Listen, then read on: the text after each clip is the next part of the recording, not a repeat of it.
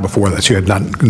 With that knowledge, why did you fire at least a dozen agents in Counterintelligence Unit 12 that specializes in Iran counterintelligence, which makes us much less secure and safe with this war going on from Iranian? You're the chief director. I'm not. You should know the answer. You fired the people. Where did they work?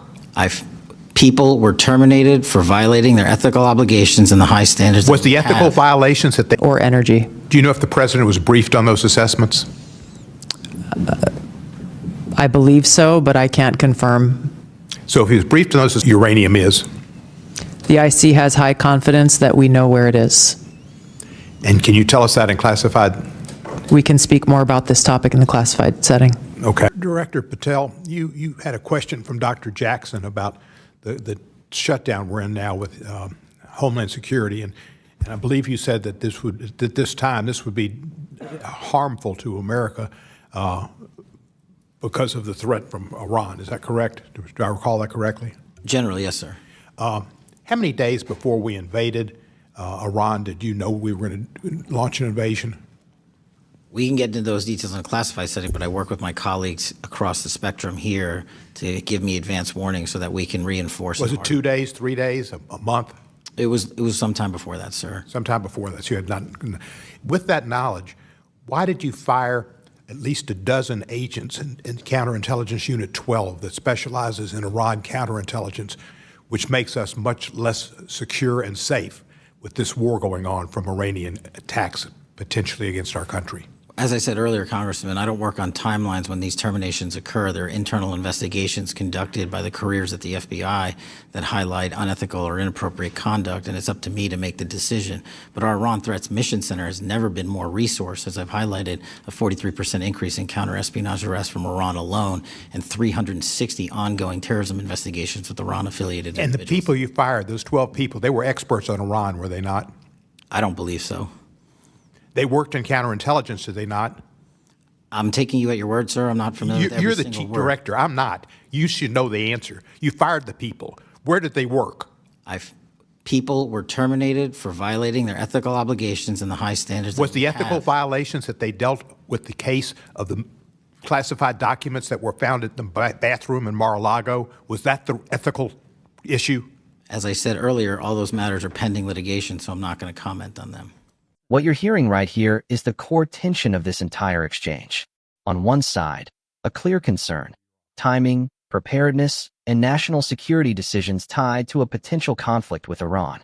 On the other, a director who repeatedly leans on vagueness. Sometime before that, I don't work on timelines. I'm not familiar. That's not just a communication gap. That's a credibility gap. When the person responsible for critical intelligence decisions can't, or won't, anchor those decisions in specifics, it raises a serious question. Are these actions strategic or reactive? And more importantly, who is actually a... Director Gabbard, are you familiar with CI-12? I'm not, Congressman. Okay. Let me ask you this question.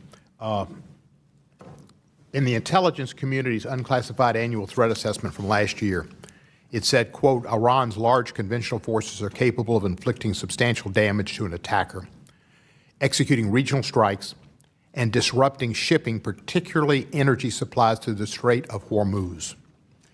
It seems the IC was entirely correct in its assessment about Iranian retaliation in the Strait. Did the IC's assessment about the Iranian capabilities in the Straits of Hormuz change in the past year?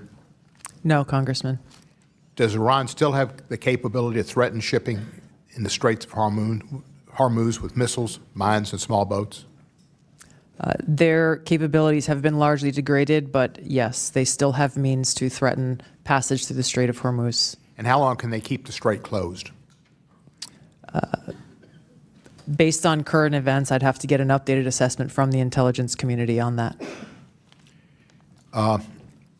Did you have an analysis of the impact of a war on global supply chains and the price of oil and gas? I believe that assessment may have come from the Department of Treasury or Energy. It didn't come through your office? It came from their element within Department of Energy or Energy. Do you know if the president was briefed on those assessments? I believe so, but I can't confirm.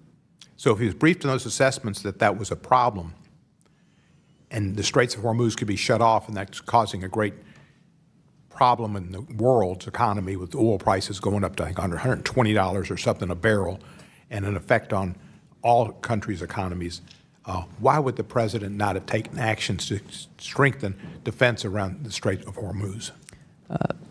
All I can say is that the president ultimately is responsible for making the decisions based on the totality of information and intelligence that he has available to him. The intelligence that he has available to him, that's a scary thought. Does the IC know where Iran's enriched uranium is? The IC has high confidence that we know where it is. And can you tell us that in classified? We can speak more about this topic in the classified setting. Okay. Could it be, we have methods of destroying it? This is a conversation for a closed setting, sir.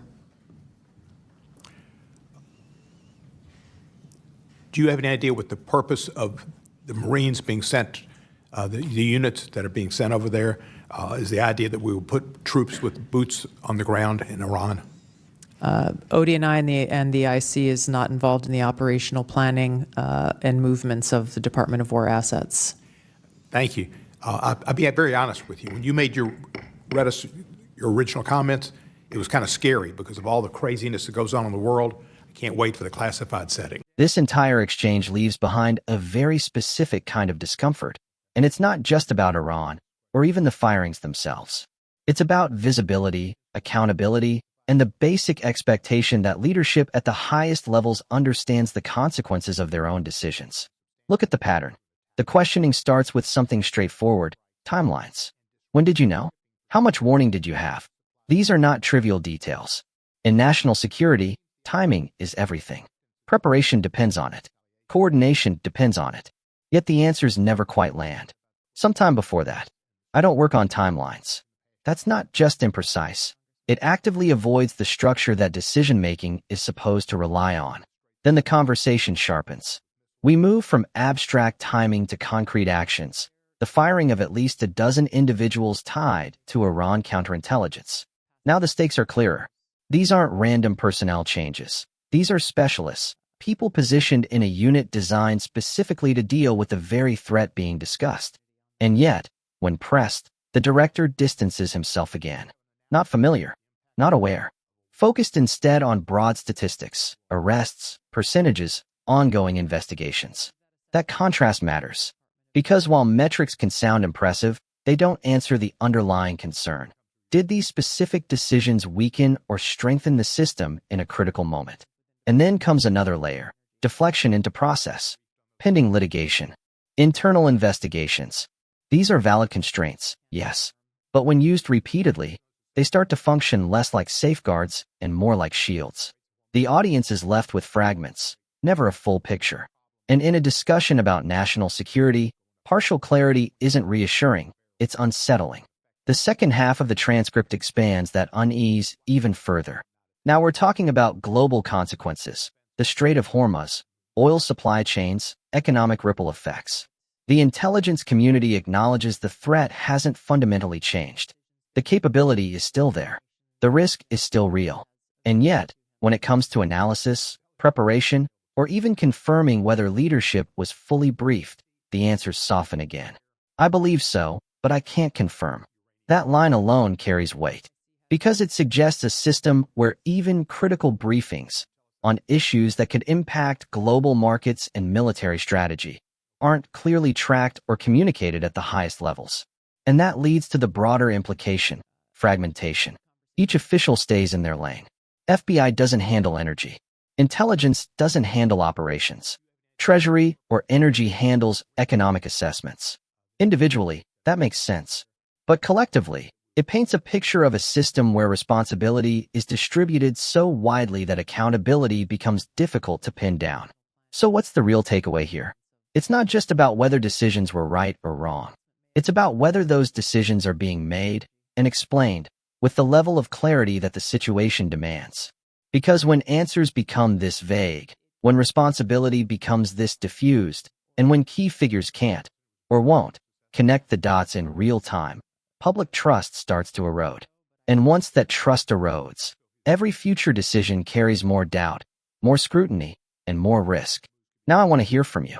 Do you think these answers reflect normal limitations of classified environments? Or do they point to something deeper in how decisions are being made and communicated?